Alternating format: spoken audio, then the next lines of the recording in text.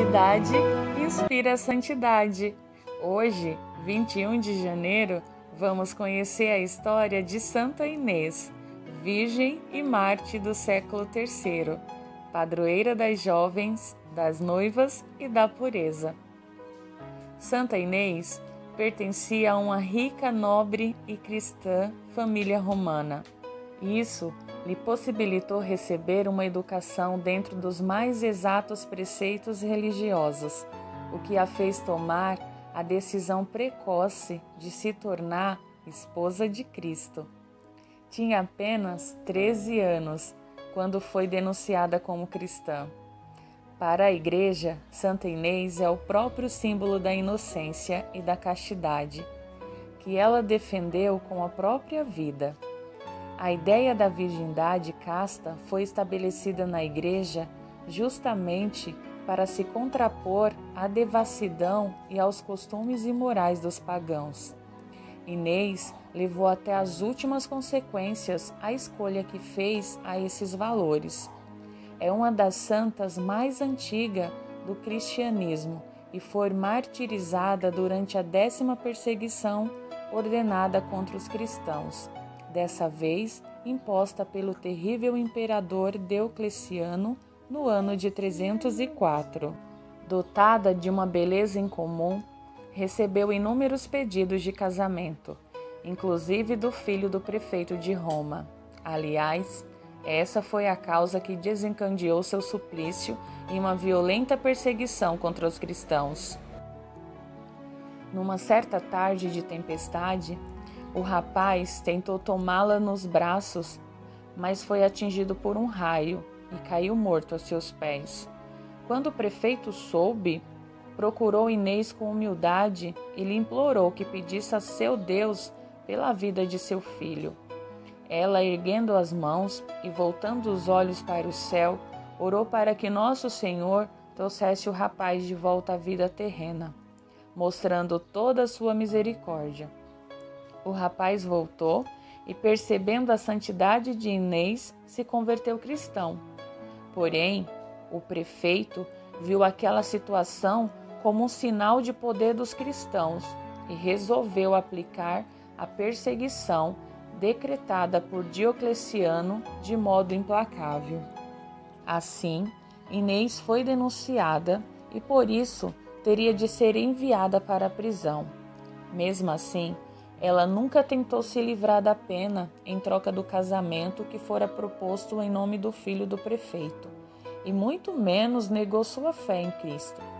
Preferiu sofrer as terríveis humilhações de seus carrascos, que estavam decididos a fazê-la mudar de ideia através da força.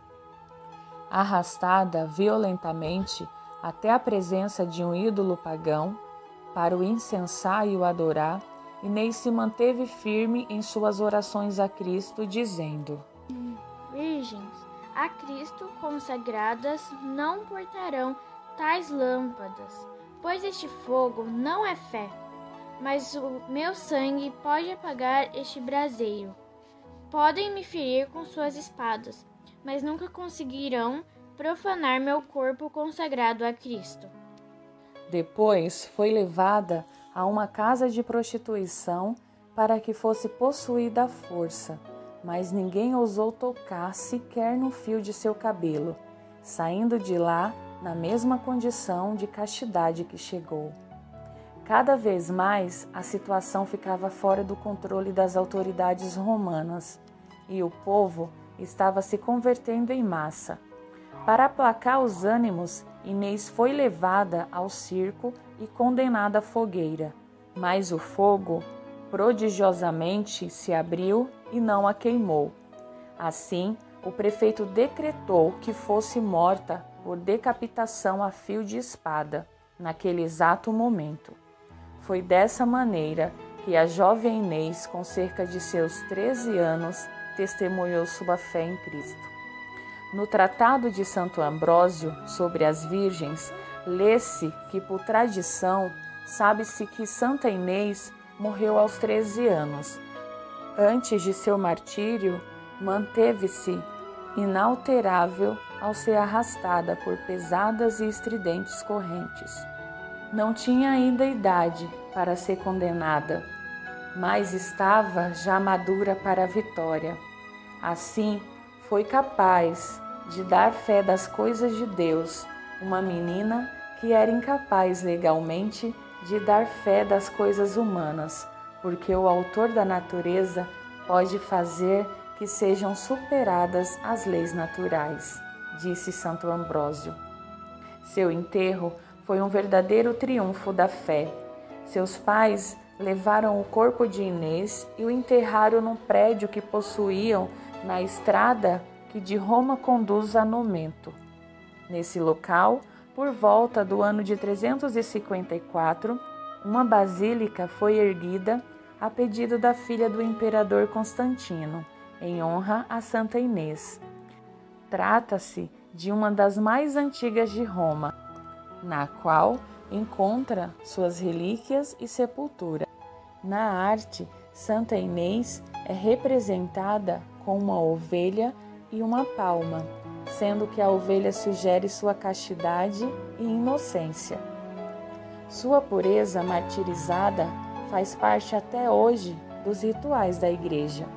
Todo ano, no dia de sua veneração, em 21 de janeiro, é realizada na Basílica de Santa Inês, fora dos muros do Vaticano, uma missa solene, onde 2 cordeirinhos brancos, ornados de flores e fitas, são levados para o celebrante os abençoar.